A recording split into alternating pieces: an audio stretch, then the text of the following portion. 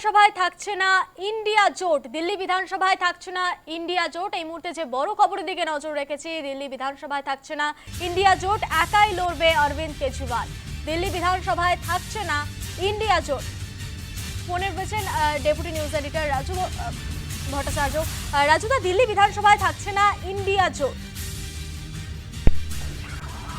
যে লোকসভা নির্বাচন হয়েছিল 2024-এ, সেখানে কিন্তু আম আদমি পার্টি এবং কংগ্রেস তারা জোট বেঁধেই লড়েছিল 7টি আসনে, বিধানসভা 7টি লোকসভা আসনের মধ্যে।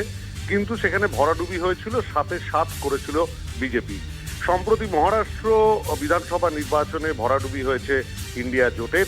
তারা তাদের ফলাফল এতটাই খারাপ হয়েছে যে বিরোধী দলনেতার আসনও কেউ পাচ্ছেন না এই ইন্ডিয়া জোটের তরফ থেকে। সেই পর্যায়ে দাঁড়িয়ে আরো একটি বড় ধাক্কা, আগামী বছরের ফেব্রুয়ারিতে দিল্লি বিধানসভা নির্বাচন, তার আগে এই ডিসেম্বর মাসের প্রথম দিনেই দাঁড়িয়ে অরবিন্দ কেজরিওয়াল একটি সাংবাদিক বৈঠক করেন নয়াদিল্লিতে।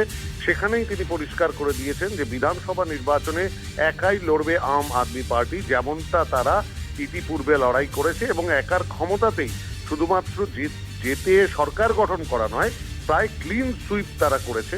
তারা প্রায় 90% আসন, 90-এর বেশি আসন বিধানসভায় তারা কিন্তু একাই তুলে নিয়েছে। সেই ধারাই তারা বজায় রাখতে চায়, কারণ এর আগে দেখা গেছে যে এই 24-এর লোকসভা নির্বাচনে কংগ্রেসের সঙ্গে জোট করতে গিয়ে দু দলের মধ্যেই কিন্তু ক্ষোভ বিক্ষোভ ছিল।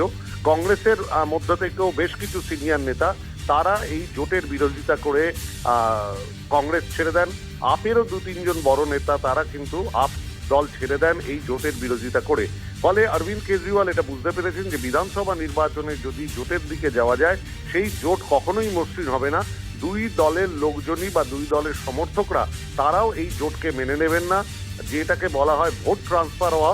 অর্থাৎ যে আসনে আপ প্রার্থী দেবে সেখানে কংগ্রেসের ভোট আপের দিকে যাবে না, ঠিক তেমনি ভাবে যেখানে কংগ্রেস প্রার্থী দেবে আপের ভোট কংগ্রেসের দিকে যাবে না। এই অঙ্ক কিন্তু অরবিন্দ কেজরিওয়াল বুঝতে পেরেছেন। ফলত তিনি পরিষ্কার জানিয়ে দিয়েছেন যে একাই লড়বে আপ, অর্থাৎ 2025-এর শুরুতেই যে গুরুত্বপূর্ণ নির্বাচন রয়েছে দিল্লি বিধানসভা নির্বাচন, সেটা ত্রিমুখী লড়াই হতে যাচ্ছে, যেমনটা এর আগে হয়েছে। অর্থাৎ একদিকে আম আদমি পার্টি এবং তার বিরোধিতায় বিজেপি এবং কংগ্রেস।